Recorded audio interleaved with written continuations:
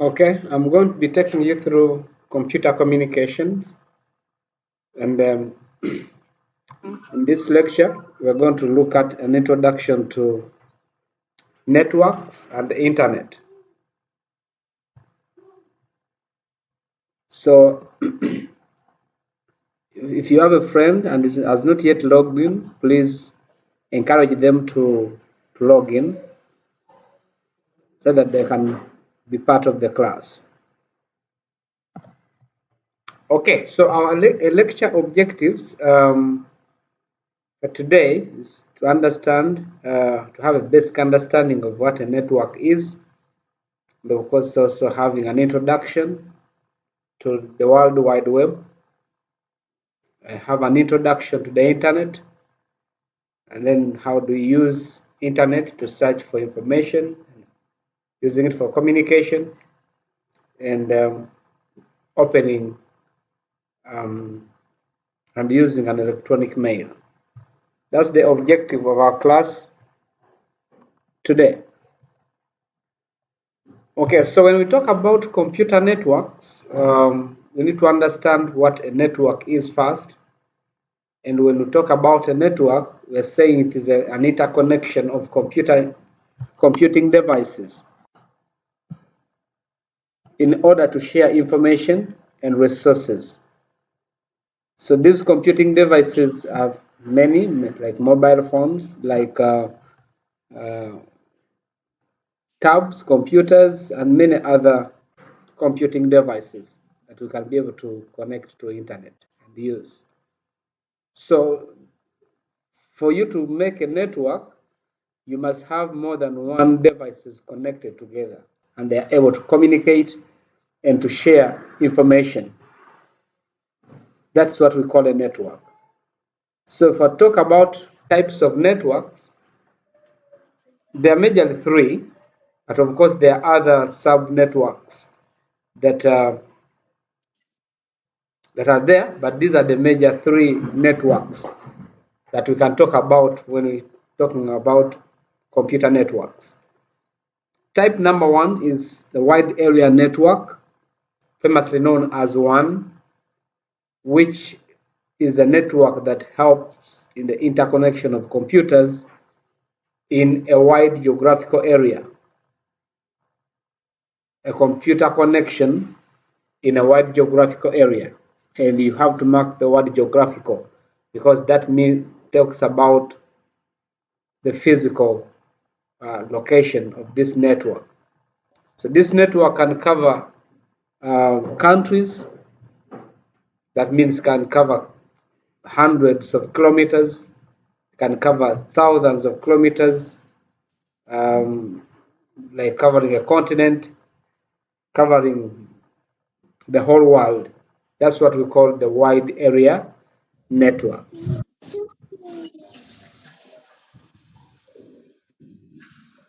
Then the second one is a metropolitan area network, and this is a type of interconnection of computers in a desirably larger geographical area. It's not as large compared to the wide area network, but it is desirably large or considerably large. We can talk about a city. We can talk about counties. Okay, for instance, in the US, you're talking about different counties. Here, if you're talking about cities in Uganda, Mbarara connecting to Kampala, connecting to Arua, and connecting to maybe Mbale, that's what we can call a metropolitan area network. Okay. The third type is a local area network, and this is a type of network that provides interconnection of computers in a small geographical area. This kind of network does not cover more than a kilometer. For instance, a computer lab. If you have come to UCU, we have computer labs, and these labs constitute what we call a local area network. So when you're talking about networks, a local area network is owned by the one that owns the equipment. So the local area network at UCU is owned by UCU. So the equipment that are providing this network also are owned by UCU. But a wide area network cannot be owned by a single organization. It can be owned by governments and, of course, ISPs.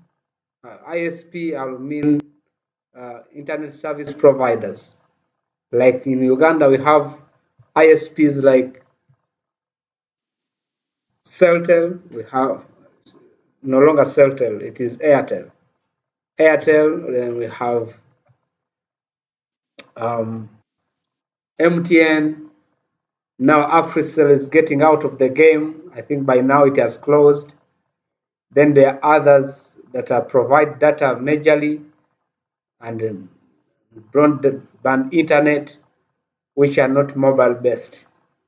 Okay, so those are types of networks that cover a wide area. But when we're talking about networks that cover a local area, it is in a small area, like a computer lab, like maybe your office, if you have an office. Maybe you can just set up a few computers in your house. It can be a cafe. It can be some place that is little small. Okay, so the advantages of this is that you own the equipment. The advantages of a local area network, and many times you can have dedicated internet. That means, in terms of speed, it is quite fast. No one can tap into your bandwidth, so you'll be able to access whatever you would want. Of course, the disadvantage is a little expensive to set up. The one time is expensive, but also the monthly costs can mean to be very expensive. So UCU pays a lot of money to maintain its network. Okay, so it's quite very expensive network, and yet the wide area network is shared. The costs are shared. It is not owned by a single organization or single individual. That means the government has an input, as service ISPs have an input, and then for you, the end user, you may have to share the bandwidth with the other people that are sharing that network. So, of course, the local area network is very, very personal. You can just own it. That means it can be private to you, and many other people may not be able to tap into it. Maybe through an extranet. We shall be looking at what an extranet is and an intranet is. Okay, so we have another which we know as a PAN, a personal area network, which is a network used for communication among computer devices, including telephones and personal digital assistants, tablets, and many others. These are always in proximity to an individual's body. That means the one you're working with closely. Okay. Um, some examples of devices that may be used in PAN can be a fax machine, can be a telephone, can be a PDA, can be a scanner, any, a mobile phone, and many others. So the reach of a PAN is typically a few meters. That's why it's called personal area network. It may be wired with this, or it may not be wired. It may be wired using USBs, or it may just come with a firmware. Okay.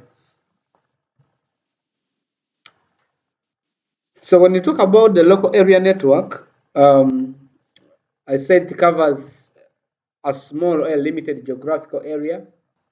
This can be like an home or an office or a single building. like a library at UCU will have LAN for users to connect to the internet and use the library resources. It is also made it possible for the businesses and organizations to effectively share files and printers by interconnecting. So when you're working with a LAN, you can share resources like a printer. You don't need to buy printers. If you have 3 offices, um, you can be able to share one printer. You can be able to share one scanner through the local area network. That means everybody that is attached to that network, they can be able to print to the same printer, or they can be able to share files on the same network, and that can be able to ease communication within the organization. Okay, it provides what we call an intranet, where you can send mails within, we can communicate within, you can broadcast messages within when you're not going out of that network. So workstations are key here, which is a high-end microcomputer that is designed for technical or scientific applications. So it is intended primarily to be used by one person at a time. They are commonly connected to a local area network and run multi-user operating systems like Windows, like Linux, probably can be running a Mac OS. Okay.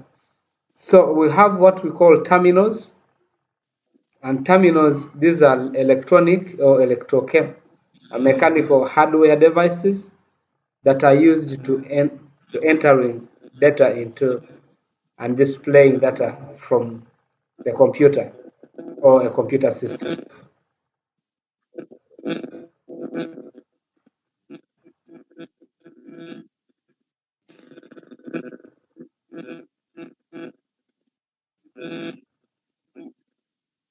Okay. So what are the characteristics of LAN? The characteristics of LAN,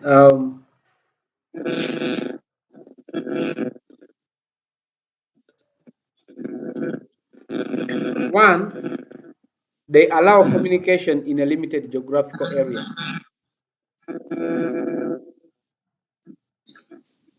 Number two, they transfer data at a faster speed because they provide higher bandwidth.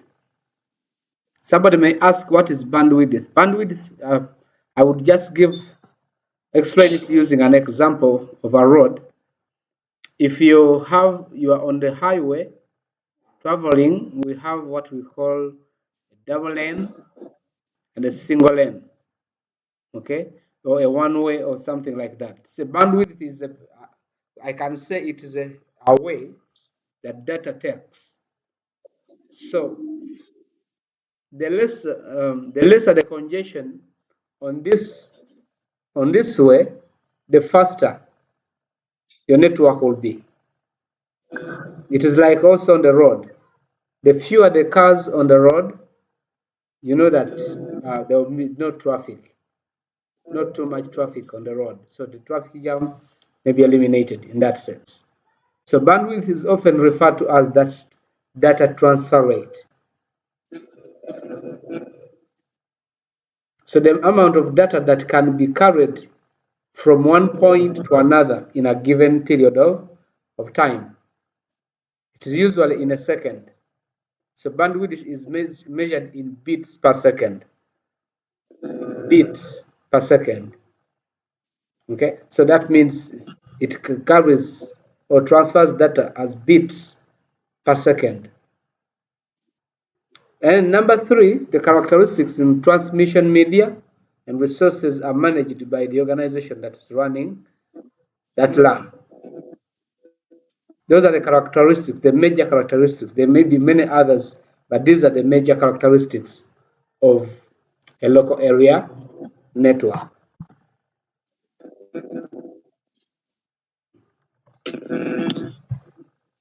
So when you come to the wide area network, I said it's a data communication network that covers a relatively broad or extensive geographical area.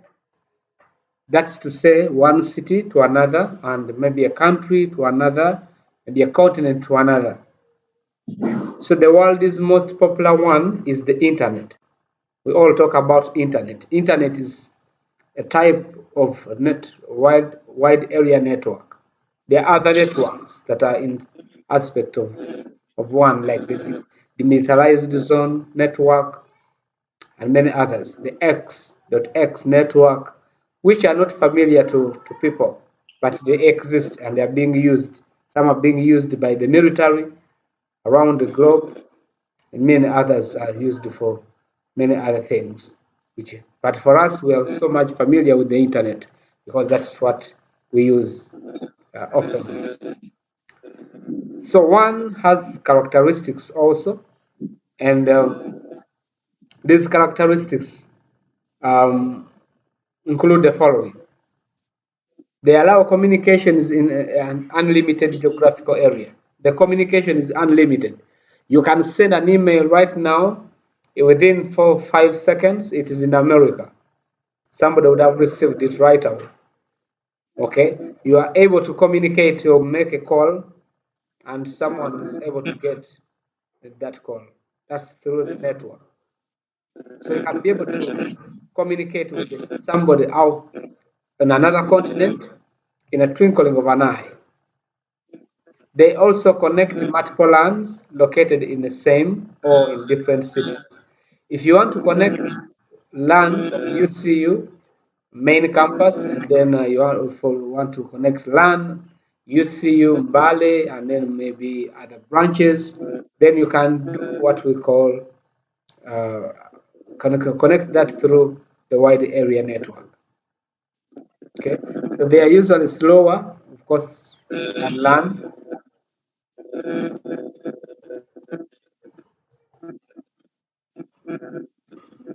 Okay, let's see someone.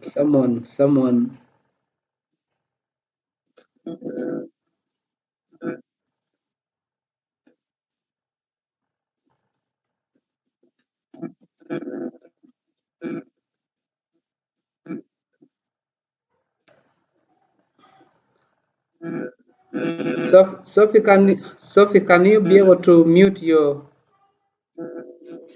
Sophie, can you mute? Okay.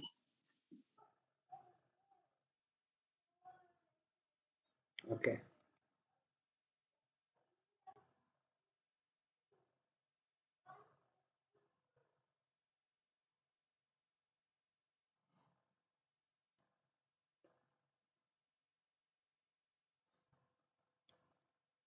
Okay, so I was saying that they're much slower than LAN. That's because everyone uses them, so it's shared uh, among the users, and that means there's a lot of traffic to go through that network. Transmission media and connection are managed by a third-party carrier, like a telephone company. In Uganda, we have UTL, we have MTN, we have Airtel, and many others. Okay, or a cable company that can be able to run that, like NITA. We have NITA Uganda. There's the one that supplies UCU called Renew Uganda. Those are provides data, or they are cable companies that provide internet through cable. Okay, also they support cable TV like the Zook and maybe StarTimes and many those other companies that provide cable television. Okay, so that brings us to what we known as the internet and the World Wide Web. So what is the internet then? It is the worldwide interconnection of networks, and it is the largest network ever known. Okay, so it is the worldwide interconnection of networks. That means there are many networks connected together and they are linking up the whole world together. That's the internet. And the World Wide Web is a collection of hypertext documents that can be accessed by use of a software called a web browser. That's why whenever you put in www dot, you are accessing a World Wide Web. That's a hypertext document. Hypertext means they are linked together. Those documents are linked together and can be accessed through the browser.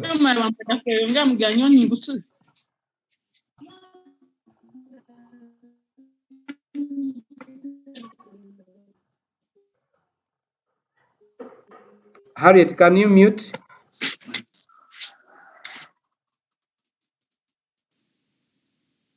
Harriet, mute.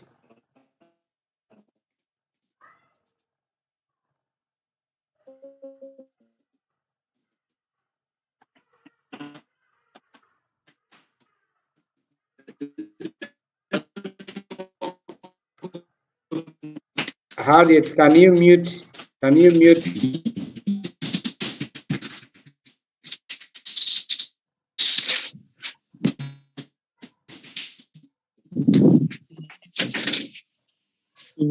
Okay.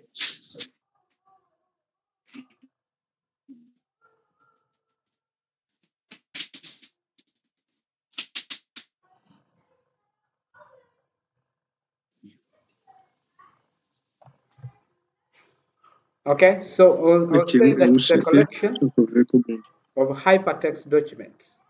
Hyper meaning they are interlinked. These are documents that are linked together. They are joined together. So you can connect to this document, connect to that, and that. So there are a lot of documents online, and you can be able to link to those documents, okay, using or access them using a software called a web browser.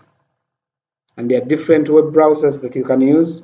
There's Chrome, there's Firefox, and many others. So a hypertext, this is a format of documents that can be transferred on the World Wide Web.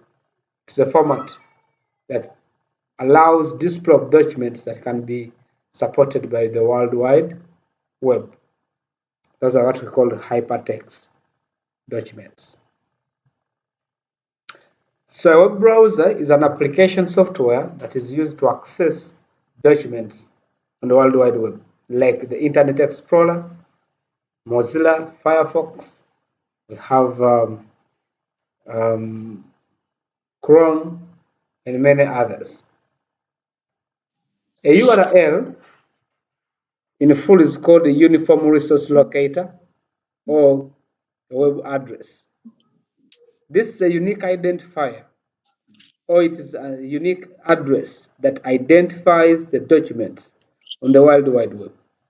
It is a unique identifier or a unique address. For instance, for you to uniquely identify UCU, we have an address that links you to UCU, which is http://www.ucu.sc.ug. Okay, if you want to access CNN, then you can just go to http://www.cnn.co.ug. That's called a web address, or it's called a URL. A web address which uniquely identifies documents on the web.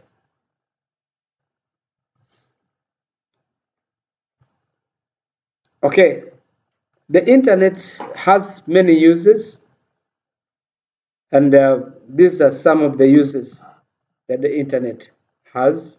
One is used, of course, for communication. Can communicate with anybody through internet.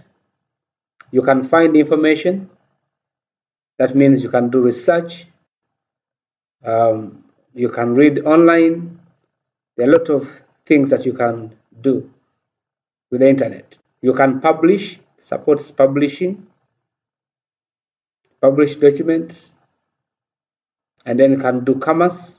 That means some people have used the internet to do business, online selling, online communication, supporting businesses.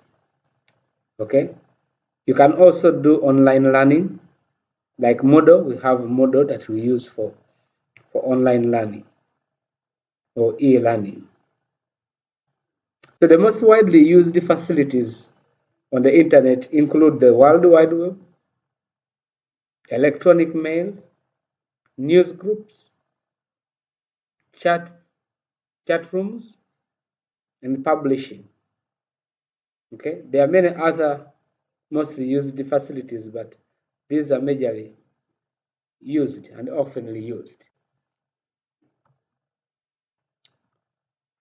So when you talk about an email, it allows people to send messages from one computer to another almost immediately. It takes seconds for you to send an email to somebody who is in the US or in China or wherever they are. They're in different continent, but it will take seconds. When you click the send button, you are able to send through. Okay, it is widely used and has become an alternative to the conventional letter post. I don't know whether people still write letters and send, which is using the post office, which is referred to as snail mail. The fax is always also faster than the fax machines, and also of course telephone. So the email is so fast. That's why Europe and the Americas, they are always using email communications because they are fast and they appear to be very reliable for business communications. So you can also send attachments with your emails, including text and graphic files, such as letters and photographs.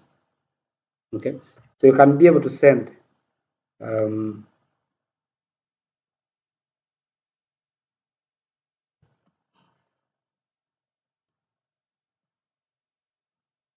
when you talk about news groups, these are discussion groups that usually focus on one particular subject and therefore enable people with common interests to communicate. There are many discussion groups, news groups out there. Discussions take place through a form of electronic mail where messages are posted for the whole group to read and respond to. You can join any group from a choice of thousands covering a wide variety of subjects.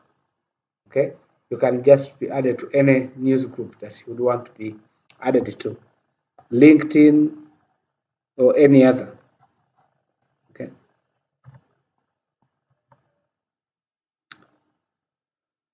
The chat is similar to the telephone conversation, except you type instead of talking.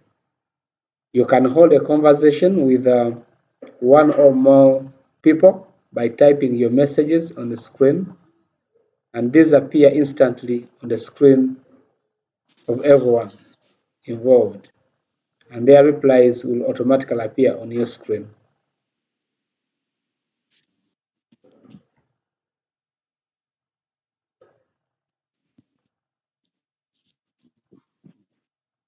So when we talk about publishing,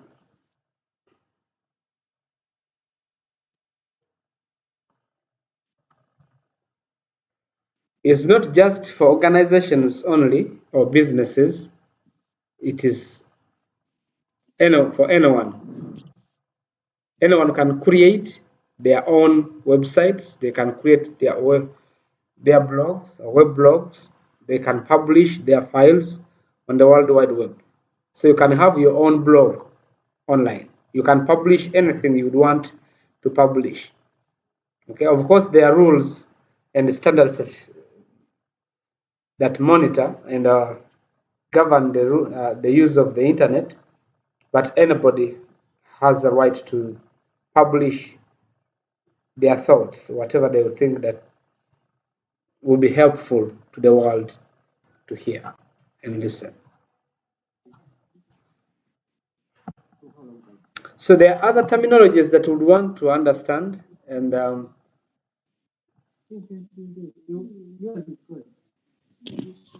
someone has a question? Ivan, can you mute? Can you mute?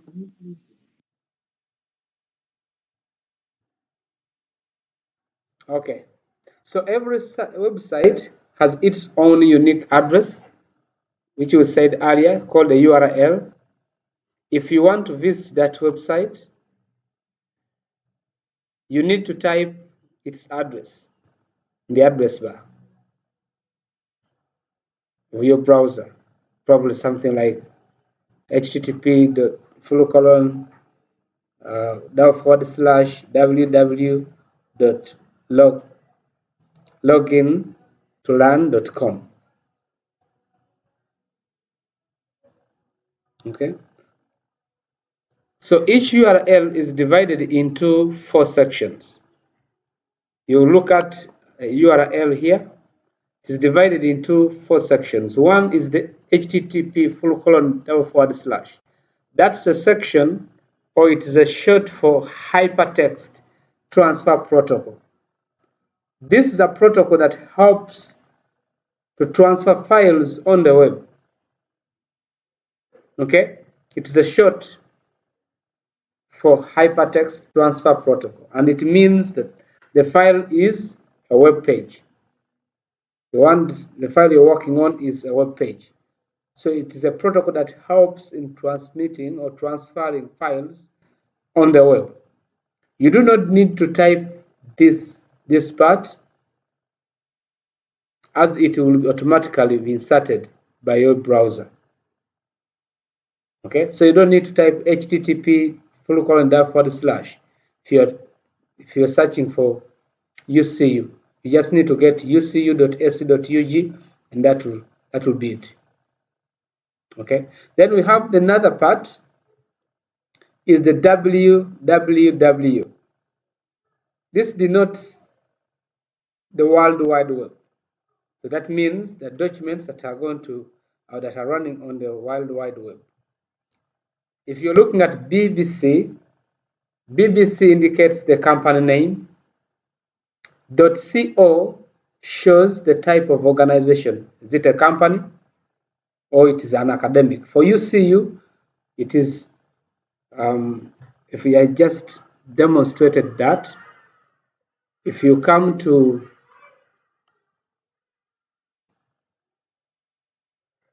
when I type in ucu.ac.ug,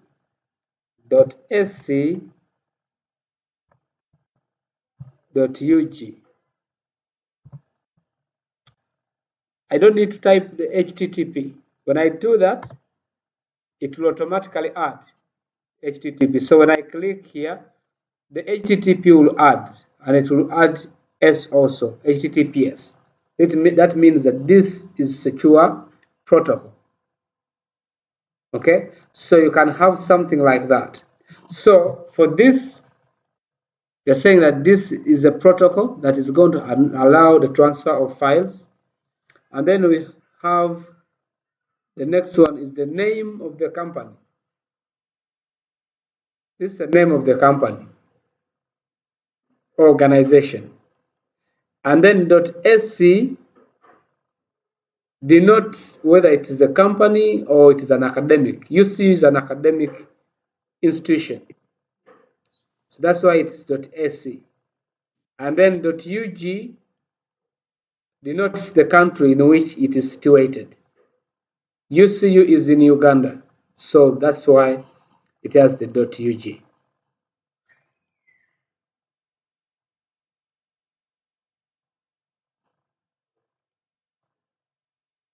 Okay.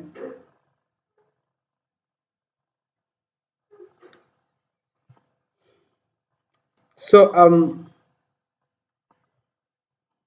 for BBC, it is in the UK, so that's why it states the location of the organization that is in the UK. So the organization and the location of the address is known as the domain name. The organization and the location of the address, the organization and the location, that means bbc.co.ug is the domain name. Okay, so for UCU, ucu.sc.ug is the domain name. That's the domain name for UCU.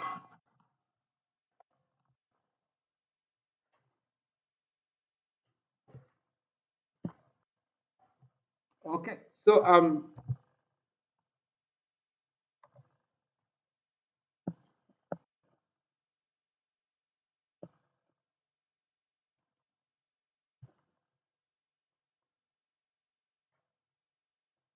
a web browser, I said, is a software program that allows you to view, navigate, interact with the World Wide Web.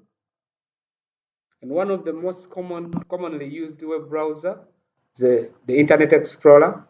But these days, many people are fond of using Chrome. Others use Firefox, and many others. Okay, so that there are several others, including those for the visually impaired, those that cannot see clearly.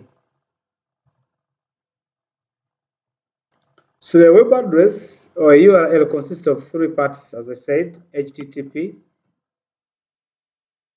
//www, and then it also has the domain name, where it has like BBC, and it has the suffix or the global domain that shows the type of organization used in the address and may also indicate the country of origin. For instance, .co.ug indicates the company is in the UK. .org indicates an organization, okay, and many others. .com indicates it is a commercial organization.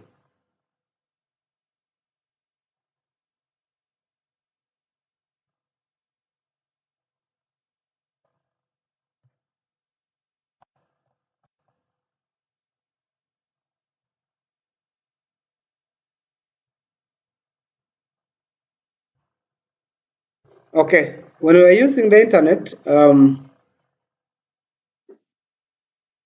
we can be able to access documents on the World Wide Web using a unique address. Okay, so just to go through a practical now, I would ask you to open your Internet Explorer.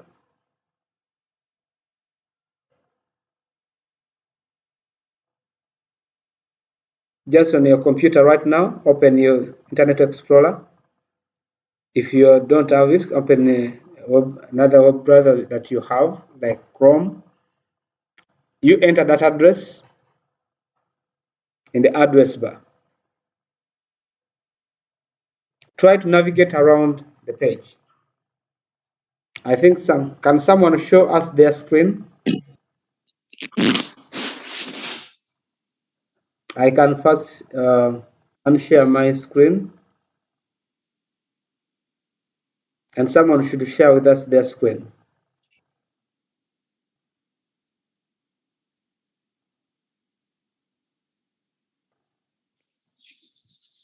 Ivan, you want to share with us your screen?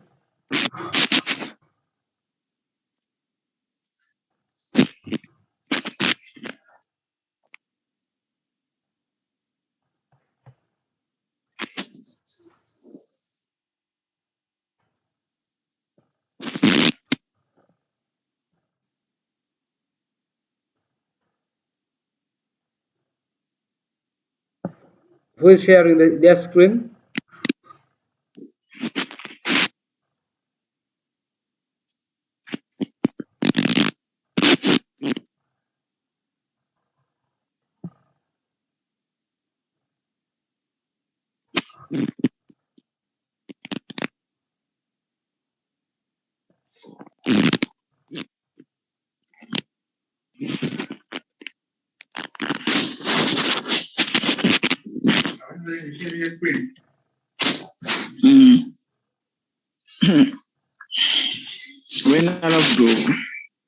Okay. So can you just take us through the website you have just opened?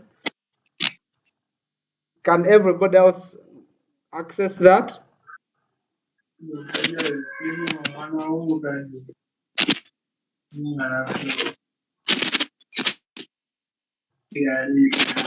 So you go to admission, I mean about us, go to about us, and just take us through values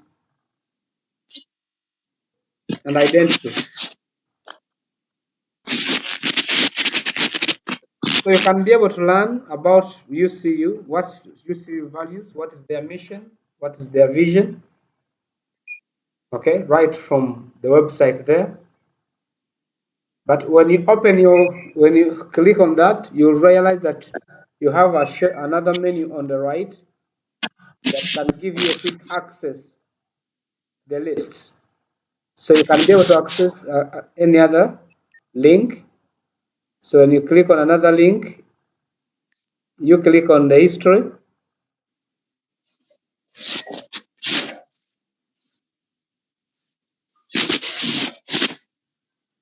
Okay, so there you'll be able to go through the history, but also you realize in the address bar, the name will change. Still it is ucu.ac.ug, but the page will change. Now you're going to a page called About Us for you to be able to get information about UCU. Okay, when it started and when did it become a university, a number of things, who governs it, a lot of things about UCU. Okay, go back, click on About Us again, and then go to Administration.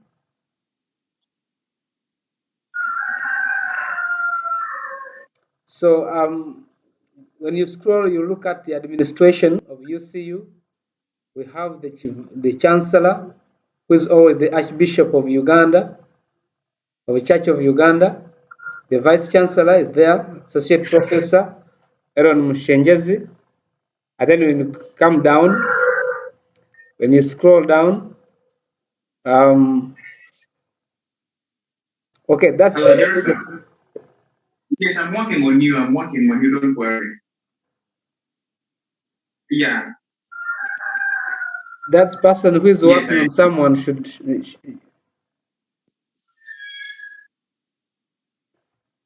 Okay, so you can be able to go back up, go scroll up, and you go back to About Us and select Services.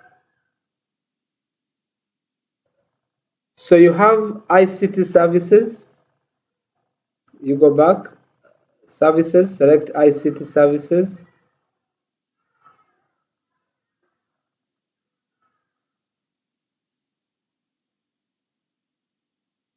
Oops, there's nothing there. You can select another, maybe a scholarship, financial aid. So for some that needs some financial aid, you are able to go through that and find how you can be helped at UCU. Okay, you don't need to come to campus for you to be able to get this information. You can get it wherever you are. Okay, you go back. You click on okay, health services. You can have some health services at Alan Galpin Health Center, which are community that serves over 7,000 students and close to 1,500 staff, their dependents. So the health center is there to run 24 hours outpatient care. which works in 3 shifts, day, evening, and night. So you can be able to get a lot of information. Let's see admission lists. Just go to admission lists. So the admission is per faculty. So you can just go to the faculty you belong to. Which faculty is that?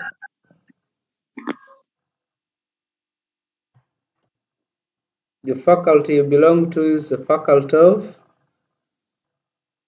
Social Sciences, right? So there you can be able to see those that have been admitted to UC.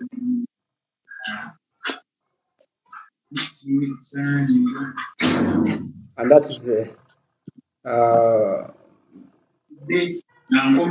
Bachelor of Governance and International Relations, and maybe social work and many other courses. Okay.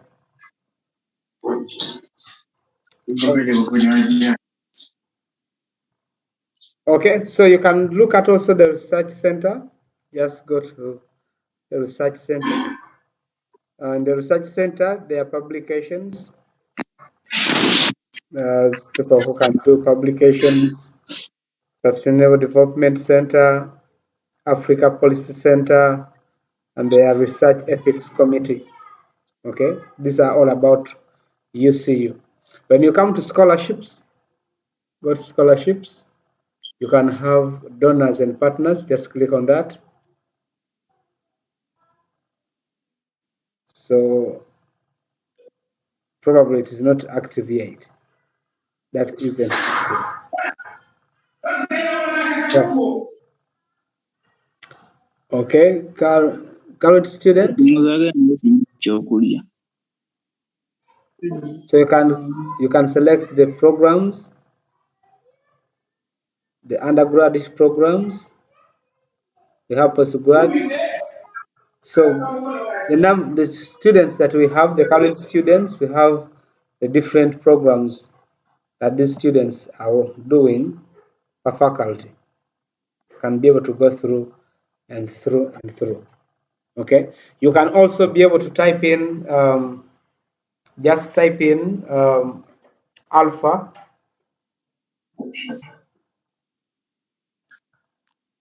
Just go to the web browser, alpha, okay.uc.ac.ug.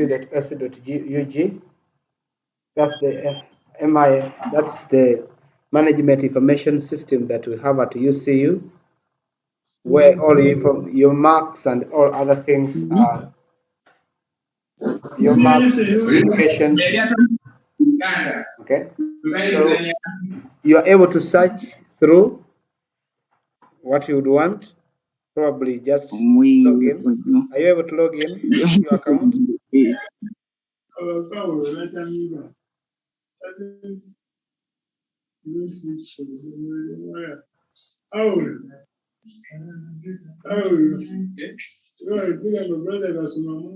Okay, it's still loading.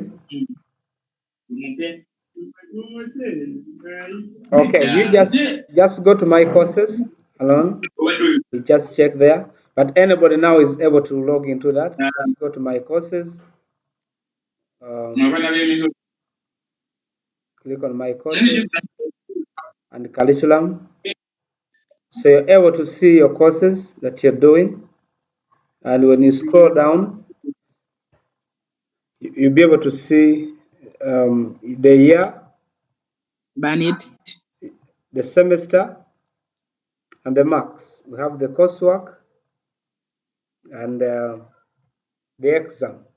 Okay, so these are the courses that you're running. Have you seen this computing somewhere? Okay. So there's no data based computing.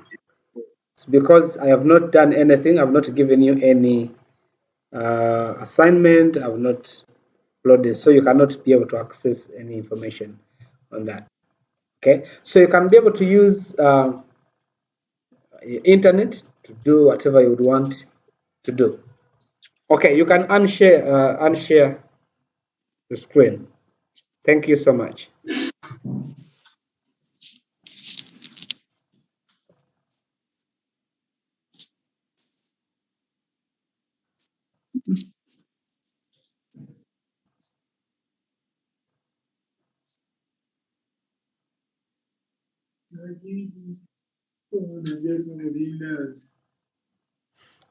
Okay, there's something that I wanted you to do.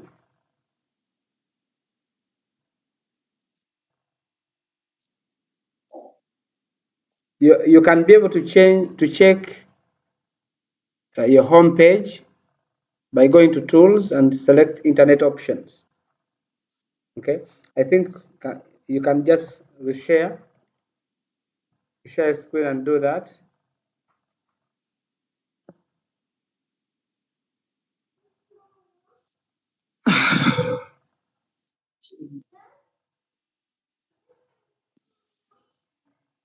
Just share your screen.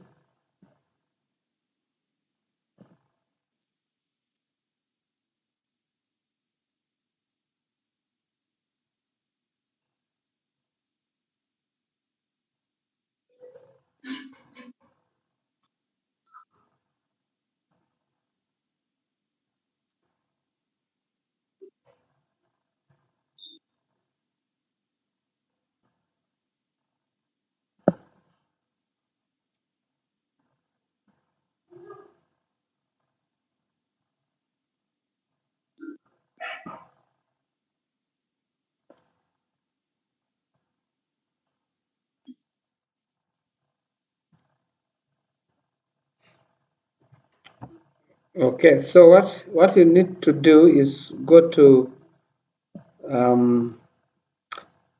you try to click on the okay, and then you go to history. So when you click on history, you'll have the list of the sites that you have visited before. They will be listed there in your history. So the recently visited sites, we have yes, closed one. There's UCU and then many other sites. So you're able to see what you have visited previously from that. Of course, you have the downloads, but also you have bookmarks. Yes, you have bookmarks. You can bookmark a link. When you bookmark a link, that means that that link will be stored in the bookmarks as one of the important pages that you have visited. So you can go back in the bookmarks and get that page back. Okay, so you can show the bookmarks in the bookmark bar, and then you can also use the bookmark manager, or you can import.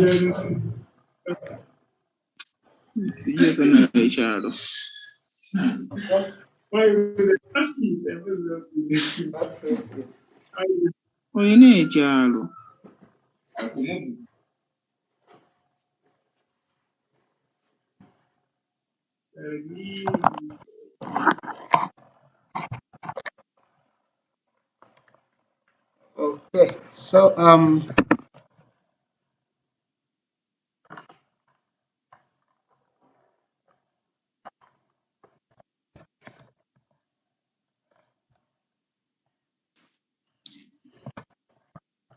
you can be able to also to go to more tools. Go to more tools. You can be able to create shortcuts, check the extensions, see the task manager, do the debugger tools, and many other things.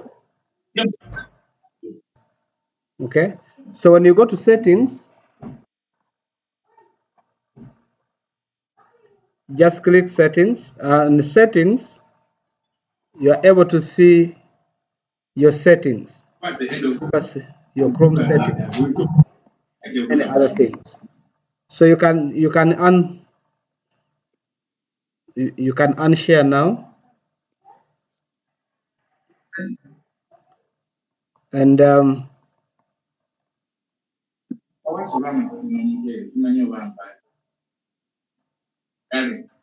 Towero. Yes.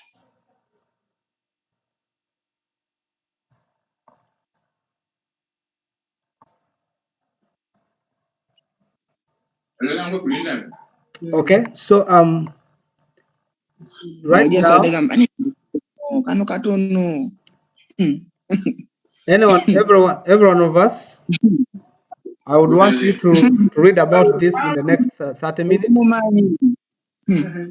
That's the reading assignment we have. You read part 1 and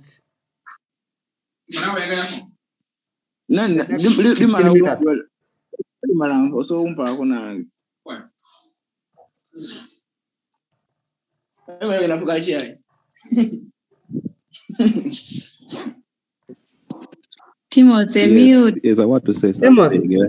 Timothy. I did hear what you said there because there was some noise. Someone was talking in the background there. So I did understand what you wanted us to read about. You read part A. Read about part A in the next 15 minutes. Research on the web in the next 15 minutes and save it somewhere. In another minutes, read about the last 15 minutes. Read about the last parts. Put them in a Word document. Parts of what Timothy's mic was making noise, we didn't hear you. Are you not seeing my screen? No, I'm not. No, sir, we are not. Okay. Seeing your skin, please. Can't see your screen, sir. You're not saying anything. You can see now? Yeah. Yeah. Yeah. So in the first 15 minutes, research on A.